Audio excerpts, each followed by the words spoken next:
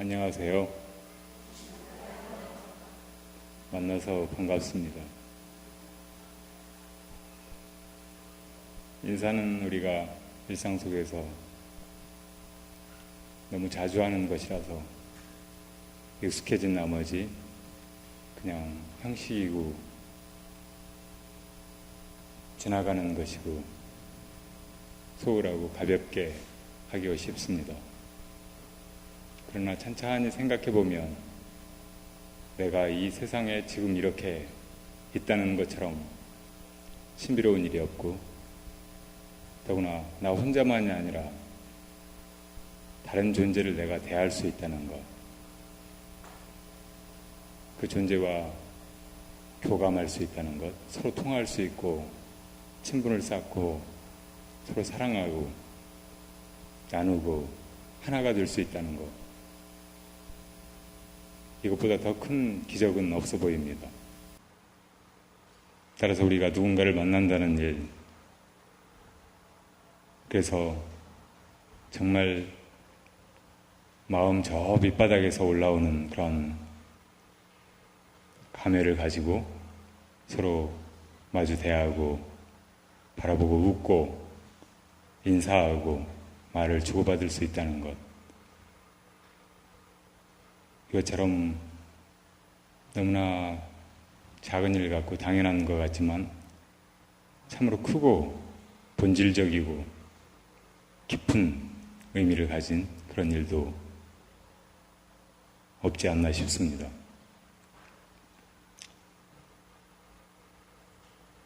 문명권마다 제각각 인사하는 법은 다릅니다. 서양 사람들은 만나면 악수를 나누거나 고개를 숙여서 묵례하거나 혹은 포옹하거나 입맞춤을 하거나 그런 식으로 인사를 나누죠.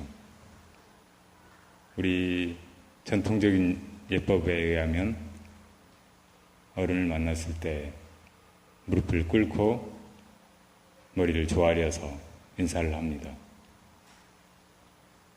세계적으로 아마 불교의 예법과 상당히 비슷한 예법을 우린 가지고 있습니다. 그런가 하면 특이한 예법도 있죠.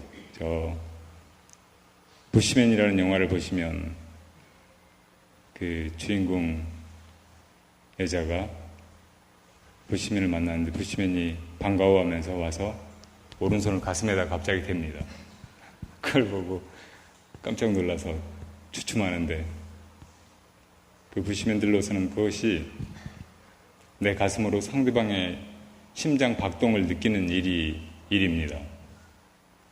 살아있는 내가 저 존재의 가슴 한가운데서 그 생명을 지탱하고 있는 심장의 고동을 귀를 대거나 혹은 가슴의 움직임을 보거나 하는 걸 넘어서서 내 손으로 직접 느껴보는 거죠.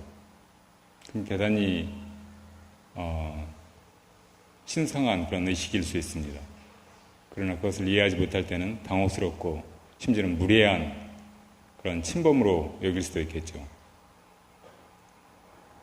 그런가 하면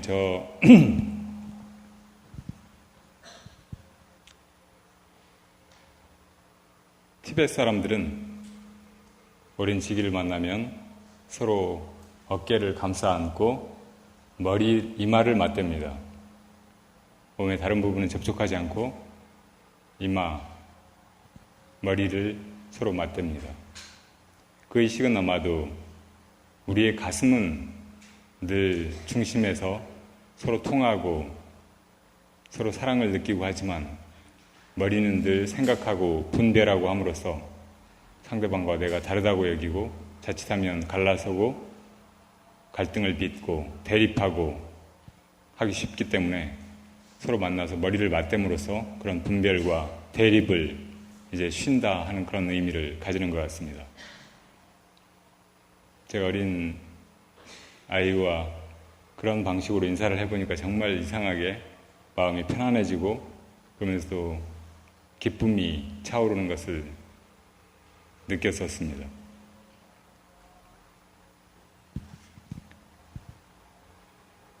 그런데 저 아메리카 인디안들이 하는 인사법이 또 아주 독특합니다. 그 사람들은 아무리 친숙하고 오래 교분을 맺어온 사람을 만나도 오랜만에 만났을 때는 절대 바로 무슨 일을 같이 하거나 말을 주고받거나 하지 않고 조용히 같이 앉습니다, 자리에. 침묵하고 그렇게 앉아있는 것, 그것이 그 인디언들에게는 아주 종교적인 의식과도 같은 그런 깊은 인사입니다. 그렇게 인사하는 의미는 아마도 우리가 누군가를 처음 만났을 때는 그 사이에 달라진 다른 사람의 면모나 또 아직 내가 한 번도 본 적이 없어서 아직 길들여지지 않은 여러 차이 이런 것을 조용히 쉬고 그러면서 마음속에서 자연스럽게 그런 조율이 이루어지기를 기다리는 의식 같습니다. 그것은 대단히 우리 생물체들이 가지고 있는 그런 본성과도 밀접하게 관련이 있는 것 같아요. 다른 동물들이나 어린 아이들도 보면 그렇게 어울리거든요. 가끔 친척 친구가 왔다. 그럼 어린 아이들 어떻게 어울리는가 한번 보십시오. 처음에 보자마자 너 누구니? 나 누구야? 하고 같이 놀자 하고 막 그러질 않잖아요. 처음엔 쭈뼛쭈뼛합니다. 얼마쯤 거리를 두고 그러다가 조금 지나면 이제 갑자기 자연스럽게 그런 침묵도 깨어지고 서먹함도 깨어지고 하면서 이제 이것저것 같이 놀 거리를 찾고 자연스럽게 대화를 주고받고 하죠. 그래서 아메리카 인디언들도 아마 영적인 지혜가 뛰어난 사람들이었기 때문에 서로 맞닥뜨리자마자 이런저런 말을 쏟아놓고 서둘러서 행동을 하기보다는 조용히 우리 마음 안에 심금이 마음속에 저 검은고의 현이 조율되기를 기다렸는지 모릅니다. 우리도 그렇게 한번 해볼까요? 잠시 입장하겠습니다.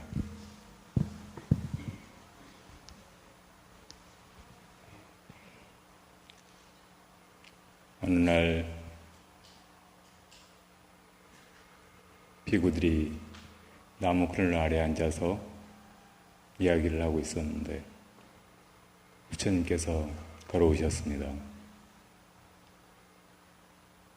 너희들은 그동안 무슨 얘기를 하고 있었느냐?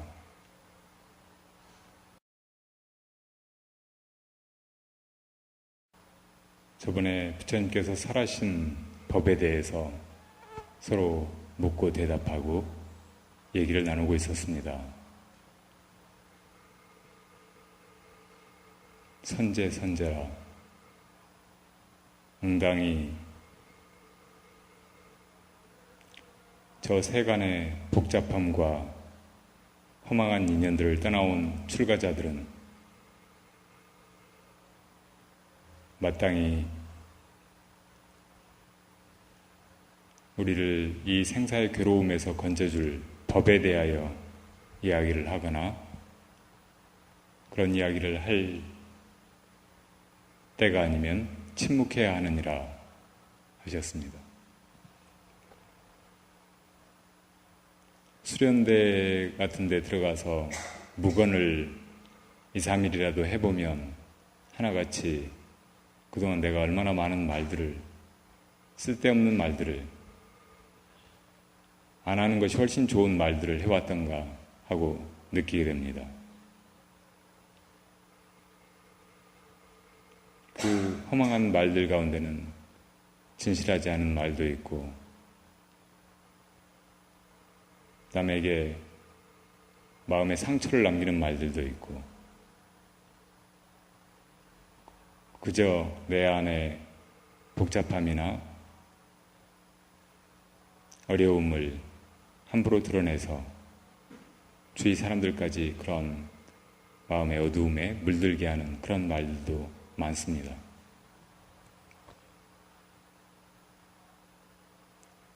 그다지 가치 없는 그런 말들에 끌려가기보다는 차라리 입을 닫고 조용히 침묵함으로써 그 침묵의 시간을 통해서 내 안에 지혜가 생기고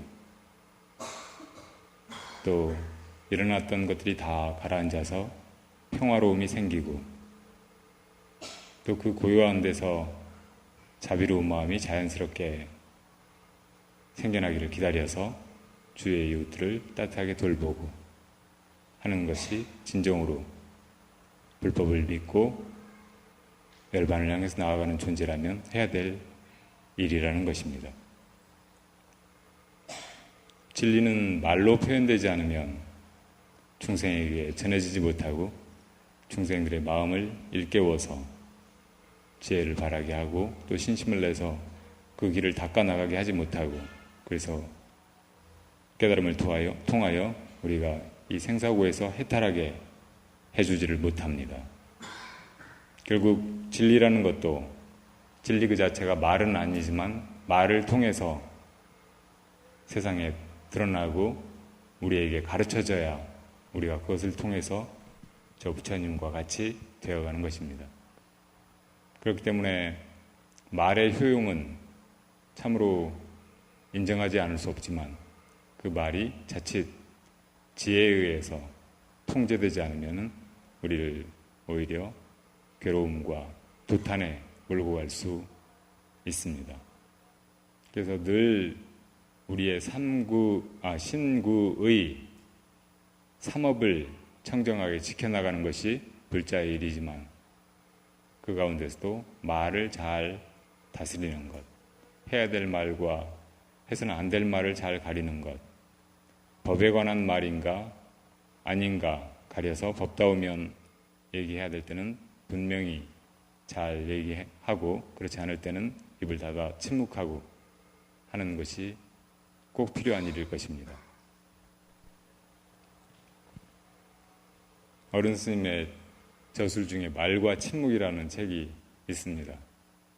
그 책의 제목도 아마 그런 부처님의 가르침, 또 어른 스님이 늘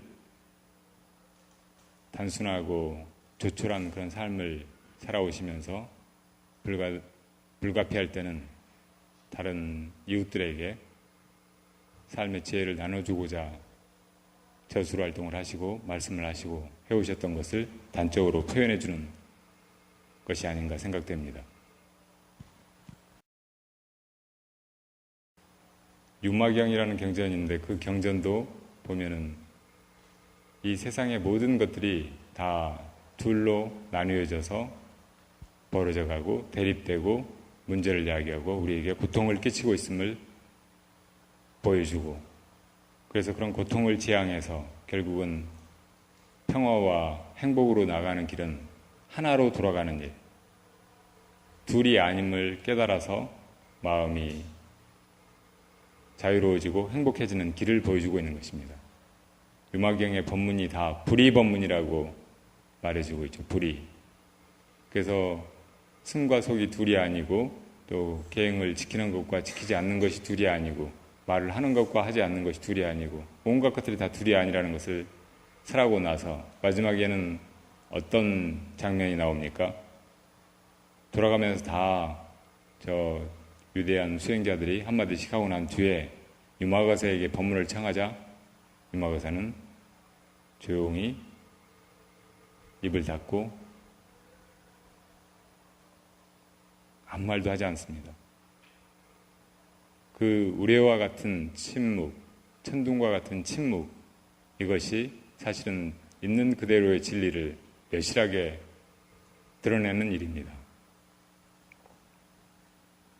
우리도 그래서 늘 마음이 분주해지고 복잡해지고 하는 것을 경계해야 되고 또 어떤 문제나 일을 내 생각으로 분별로 풀어내려고 하기보다는 조용히 마음을 쉬고 가라앉히고 침묵하고 함으로써 저절로 가라앉고 저절로 안에서 지혜나 자비심이 바래지고 하기를 기다리는 편이 훨씬 나은 것입니다.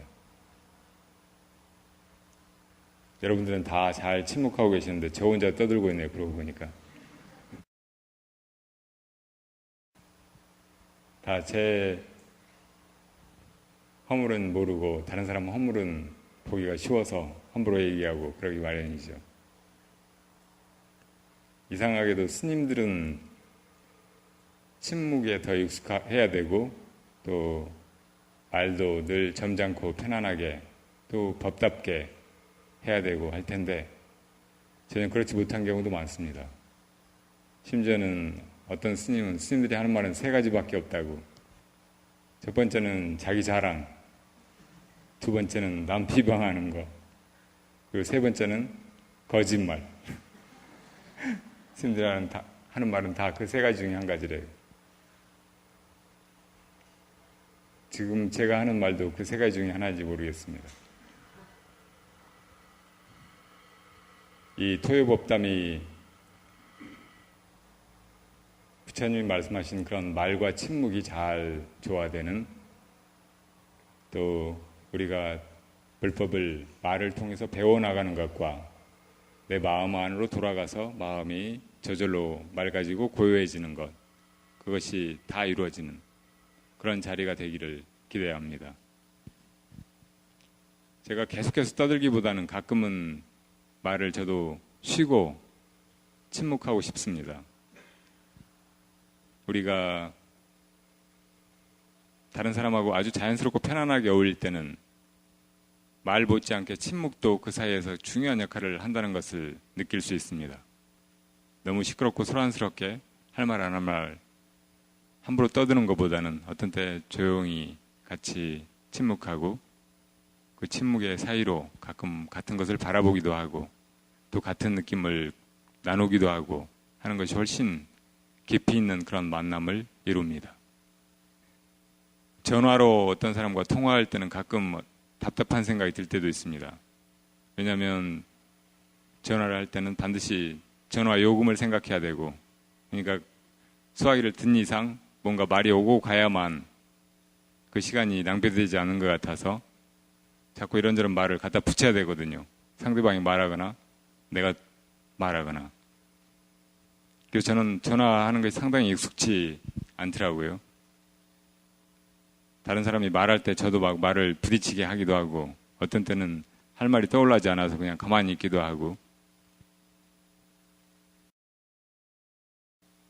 전화의 속성상 그러지가 않을 수가 없는데, 이 법문이라는 것도 지금까지 절 안에서 이루어져 온 것을 보면 되게 법사가 올라가서 혼자 1시간, 2시간 떠들고 청중은 듣기만 하고 그런 식으로 이루어져 왔잖아요. 그래서 저는 이런 틀을 조금은 깨고 싶습니다. 그래서 어떤 때 말이 떠오르면 말을 하겠지만 어떤 때는 말이 막히거나 할 말이 없으면 가만히 있을지도 모릅니다. 그렇더라도 여러분이 저 사람이 이제 그냥 입을 닫고 쉬고 싶은가 보구나 하고 여러분들 할 일을 하시고 또 조용히 그냥 이런저런 생각도 하시고 또 바깥의 경치를 보기도 하시고 또 여러분 마음 안을 살펴보시기도 하고 그렇게 하셨으면 좋겠습니다. 옆 사람하고 떠드는 것은 그래도 피하는 것이 좋겠죠. 다 얘기하면은 우리가 시장 바닥에 가 있는 거나 다름이 없을 테니까요. 언제나 침묵이 그 여백에 흐르고 또 그 침묵이 우리를 편안하고 행복하게 그렇게 해주기를 기다리면서 이런 자리가 잘 이어져 나갔으면 합니다. 다음 해, 그러니까 내년 3월에 불교대학이 시작되는데 그 불교대학의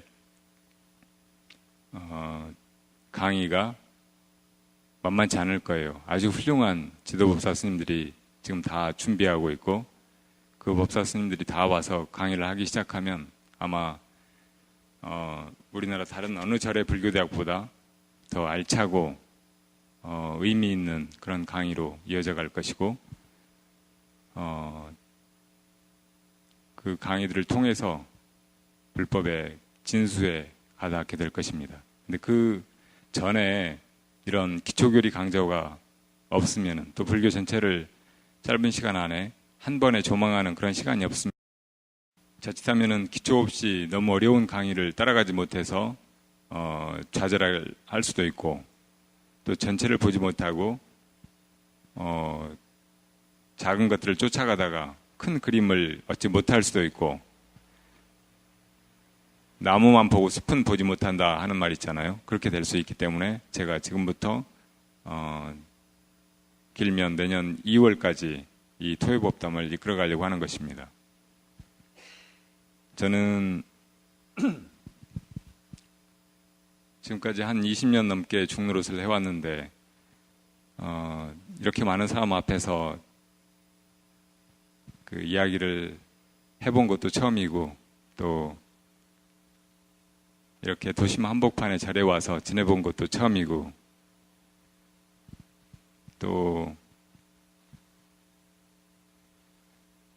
어떤 사람과 그 사람이 어떤 생각을 하는지, 내 말을 이해하고 받아들이는지 거부하고 있는지를 모른 채로 무작정 얘기를 해야 되는 이런 상황에 내밀리기도 처음입니다. 그래서 많이 서투르고 또 부족하다고 느낄지 모르지만, 그래도 그 산중의 침묵을 통해서 마음 안에 조금이라도 갈무리 해온 것들을 여러분들께 나누고자 하는 것입니다. 진리는 아무리 개인적인 목적에서 구하고자 해서 얻어도 그것이 결코 개인만의 것이 아닙니다. 결국은 다른 중생에게 나누어지게 되어 있고, 이 세상의 빛으로 드러나게 되어 있습니다.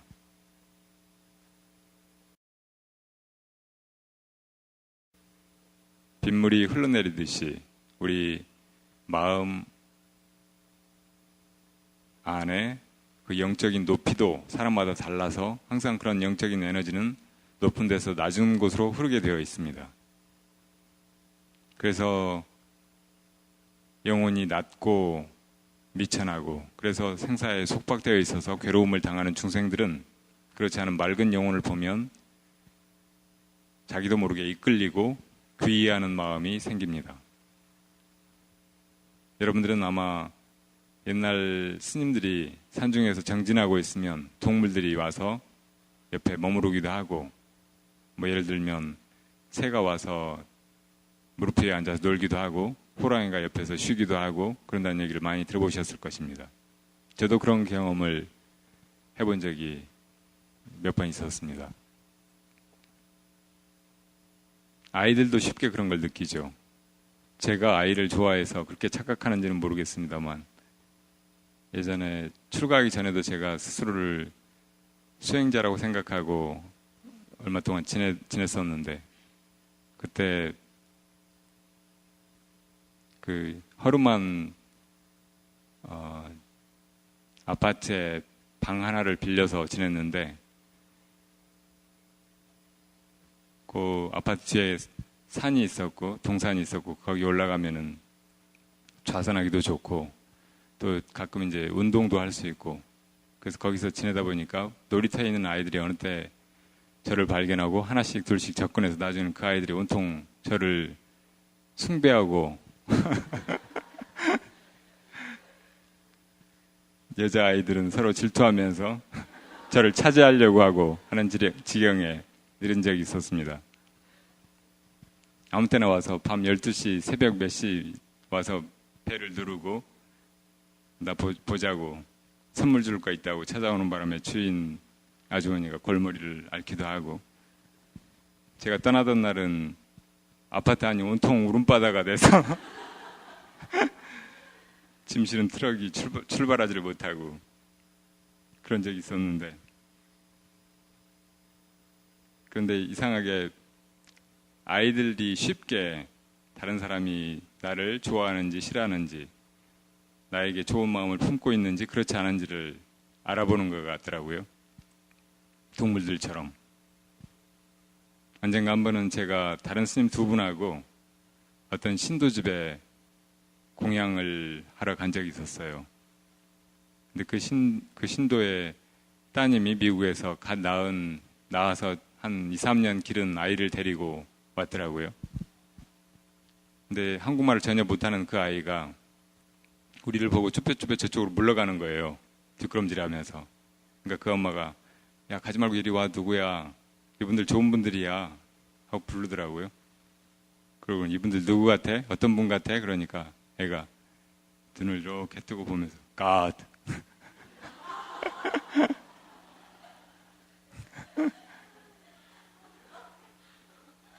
가끔 어린 아이들이 스님들 보고 부처님이다 그렇게 하는 거 많이 들어보셨잖아요. 그러니까 우리 안에 우리가 한 생만을 사는 것이 아니기 때문에 수없이 많은 생을 살아오면서 우리 안에 지구한 존재를 느껴보는 힘, 영혼이 높은 그런 존재를 느끼는 힘, 그런 존재의 친화력을 느끼고 끌려가는 그런 성향을 다 지니고 있습니다. 그리고 그런 친화력이 우리 안에서 일어나는 것과 마찬가지로 이 세상을 움직여 나가는 그 인연이 결국은 우리를 저 진리를 향해서 나아가게 만들고 또 나에게 스승이 될 만한 사람을 앞에 불러옵니다. 내가 스승을 찾기 이전에 스승이 나를 간절하게 기다리고 찾고 있기 때문이죠. 이 세상이 이렇게 벌어져 나가는 까닭, 또 우리가 이렇게 살아가고 우리가 어딘가로 나아가는 까닭은 단 한 가지입니다. 결국 우리 모두가 다 저 부처님처럼 되어서 가장 완전한 지혜와 자비심을 갖추어서 내 스스로도 영원히 행복과 자유의 상태에 머물 뿐만 아니라 다른 모든 중생들을 그런 세계로 이끌어들이는 것, 그것이 이 세상에 존재하는 한 가지 일입니다. 유일한 일. 도대체 이 세상 왜 존재하는가? 내가 왜 여기 있고 어디로 가고 있는가? 거기에 대한 답은 그 한 가지뿐이에요. 그것은 나만의 답이 아니고 모든 중생들의 답입니다. 모든 부처님의 일입니다. 부처님 당시에 있었던 일입니다. 어떤 묘령의 아가씨가 하루는 집에서 창밖을 내다보고 있다가 길거리에 지나가는 아주 멋진 남자를 보고 한눈에 반했습니다. 자기도 모르게 집을 나가서 뒤를 따릅니다. 그 남자가 돌아보고 왜 따라오느냐고, 당신이 좋아서요 하니까 두 사람이 자연스럽게 가까워지고 어울렸습니다. 그런데 그 남자는 도둑이었습니다. 그 남자가 그 여자를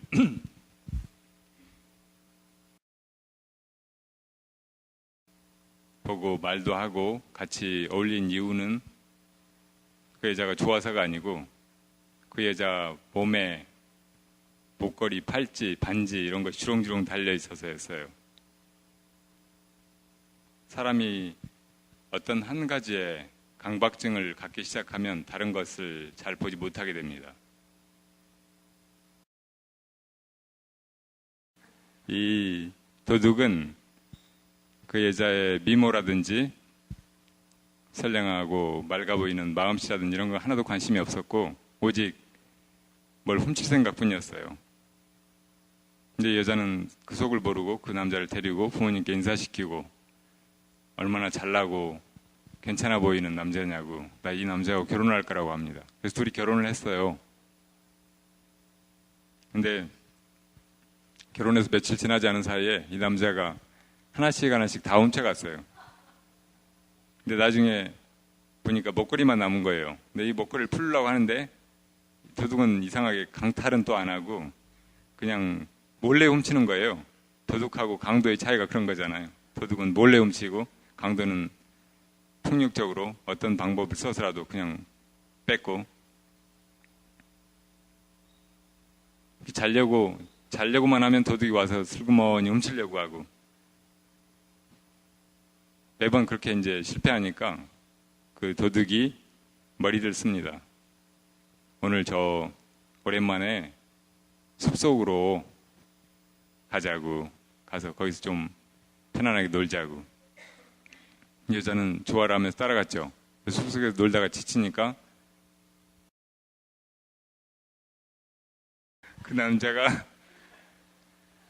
그 그 목걸이를 강탈하려고 그랬어요. 도둑이 아니고 강도로 변해서 절벽으로 데리고 가가지고. 그러니까 그 여자가 이제 내가 이렇게 죽는구나 하는 생각이 들었어요. 그래서 정신이 번쩍 들어가지고 꾀를 냈어요. 내가 이렇게 죽는 것은 조금도 애석하지가 않은데 진심으로 사랑했던 당신을 한 번만 안아보고 죽게 해달라고 간청을 했어요. 그러니까 도둑이 좋다고 한번 안아보라고 하니까 그 여자가 앉는 척하다가 도둑을 저 벼랑 밑으로 떠다 밀어버렸어요. 그러니까 도둑이 죽었습니다. 그저 그 여자는 그 위기에서 벗어나긴 했는데 도대체 왜 자기 인생이 이렇게 된 건지 너무나 혼란스럽고 또 자기가 사람을 죽였다는 것 때문에 괴로워서 정신없이 울면서 산을 내려왔어요. 근데 내려오다가 어떤 수도원 같은 데를 들어가게 됩니다. 근데 그 수도원에는 여자들만 살고 있었고 그 여자 수행자들이 다 스승으로 받드는 한 여자에게서 1000개의 질문을 타가지고 그 질문을 하나씩 하나씩 풀어가는 그런 수행을 하고 있었어요. 언제나 질문은 우리에게 답을 이끌어내고 그 과정이 우리 안에 지혜를 개발해 줍니다. 그래서 소크라테스는 교육학을 산파술이라고 비유하면서, 산파라는 것은 자기가 애를 낳는 산모도 아니고 태어나는 아기도 아니지만 애가 태어나게 도와주는 그런 역할을 하잖아요. 그런 것처럼 스승이 해야 될 일은 제자를 무지에서 벗어나서 지혜로운 존재로 바꿔주는 일이지만 그 지식을 담아주거나 억지로 그렇게 지혜로운 사람으로 만들 수는 없는 일이고 질문을 통해서 그 지혜가 태어나게 해줄 뿐이다 했습니다. 산파의 역할이 스승의 역할이라는 거죠. 근데 스승이 하는 일이라는 것은 질문이라는 거예요. 제가 이렇게 떠드는 이유는 스승이 아니라서 할 질문이 없어서 그런지도 모르죠. 어쨌든 그 1000개의 질문을 그 수도원에 들어갔던 그 여자도 받습니다. 세상이 돌아가서 어지럽게 사는 것보다 너무나 편안해 보이고 또 행복해 보이는 이 사람들 속에서 사는 게 좋겠다고 생각하고 자연스럽게 그 1000개의 질문을 하나씩 하나씩 풀어가기 시작해서 지혜로웠던 그 여자는 얼마 되지 않아서 1000개의 질문을 다 풉니다. 그러니까 그 스승이 너는 이제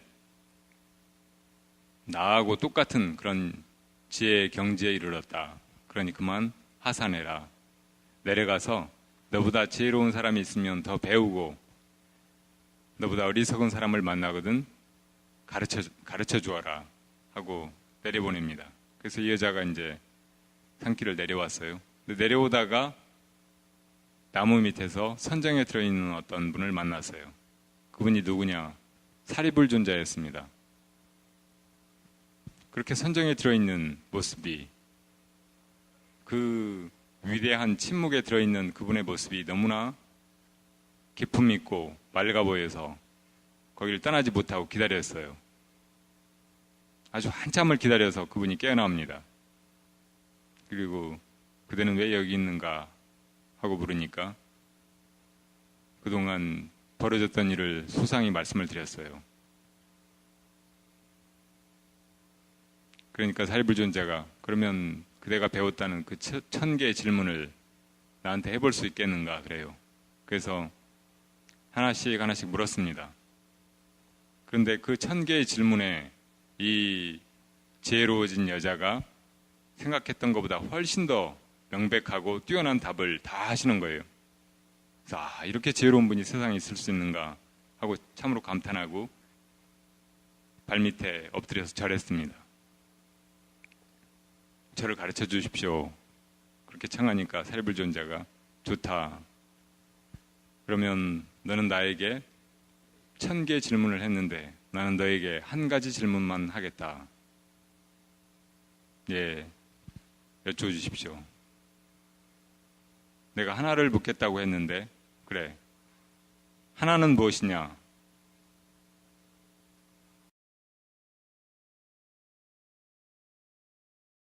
그 여자는 아무 대답을 할 수가 없었습니다. 하나가 무엇이에요, 여러분?